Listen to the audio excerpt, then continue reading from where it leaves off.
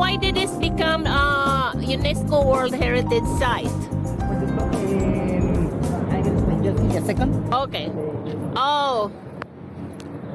So this is the World Heritage Site, the only UNESCO World Heritage Site here in Mexico. We can't go in. There's a different tour for it, so we were just outside. This area of Mexico City is known as El 400 years BC, it was a civilization in this.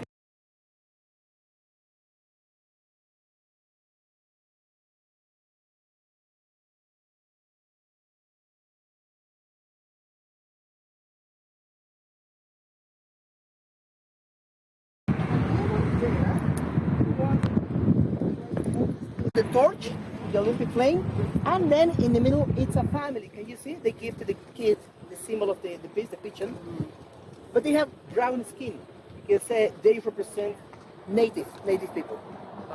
And then you can see the head of two different birds. Can you see the heads? Yes. One of these it's an eagle, and the other one it's a condor. This is because in the symbol of this university, which is over there, can you see the tower? You can see the Latin American map. The eagle, it represents a Mexican eagle, and the condor, it represents South America. And then we have right on the bottom the image of Quetzalcoatl, the serpent with feathers. The serpent with feathers, Quetzalcoatl, was one of the main gods for different Mesoamerican civilizations. The culture from the center of Mexico called Quetzalcoatl. The Mayans called this god Kukulkan. In Chichen Itza is the same god.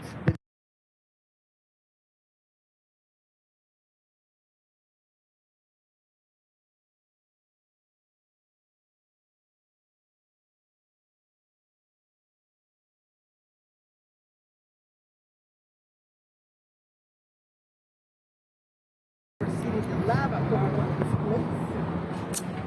It was only one eruption for 100 years. I mean, 100 years, the lava was coming out and covered all of this area. And some of the survivors of this eruption, they went to the north of the lake. You remember I showed you the image of the lake? And they were some of the Teotihuacan's ancestors, the place of the moon and the sun pyramid. Some of the ancestors of that civilization were originally from here. Some of them because they have different roots. After that, for centuries, all of this area, it was just rock, lava. In 1952, it was a project because of this university. This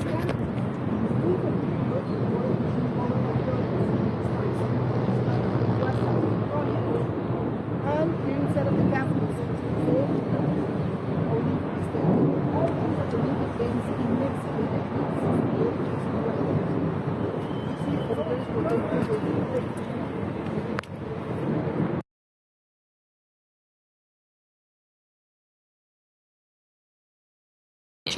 and education, because this university it's for free. In the ranking of the best universities in Mexico, there are two. One is public and the other one is private. So this is the public, so the education here it's for free. It's the best university in Mexico. The other one, it's private, it's Tecnológico de Monterrey. This is one of the reasons. The other one is here in the university, it continued this cultural movement, the muralism. It started after the Mexican Revolution. The Mexican Revolution, which was the last civil war, it finished in the 20s, in the last century. And the idea of the government, it was to paint it in different buildings, public and private, big murals, and it is to show the same Mexicans the importance of the culture, history. Even sometimes some of the murals criticize the Mexican society. They want to show the culture with murals. Here we have so many murals. There are some of the reasons why this campus is a UNESCO site. In this tour, we're going to visit two.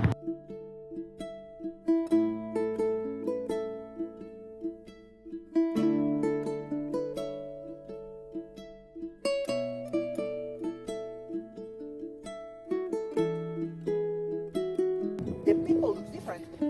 Some immigrants in the north of Mexico, they were really tall. The last time, shorter. They spoke different languages. So they don't have a common identity. The first time that we here in this country, the people have a common identity, was in the process of independence from Spain.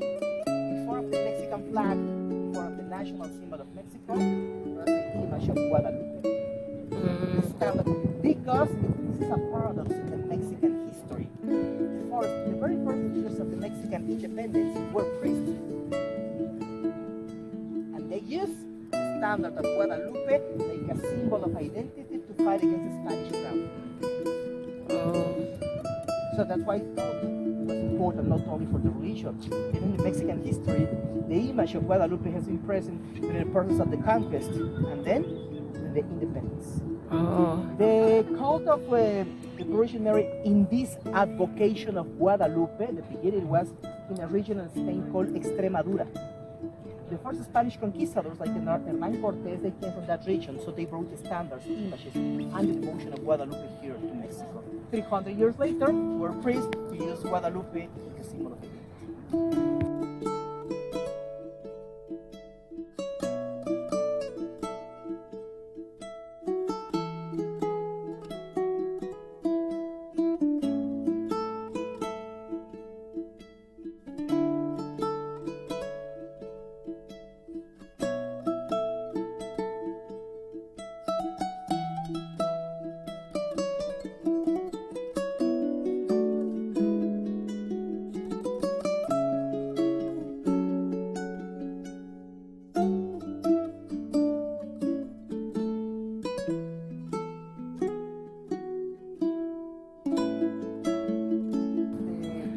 Guadalupe from Extremadura in Spain and Mexico, there are totally different cities.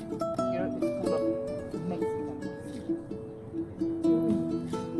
Any other questions? No? ¿Todo bien? Todo bien. Next. Bien, bien. Now we're going to the bus.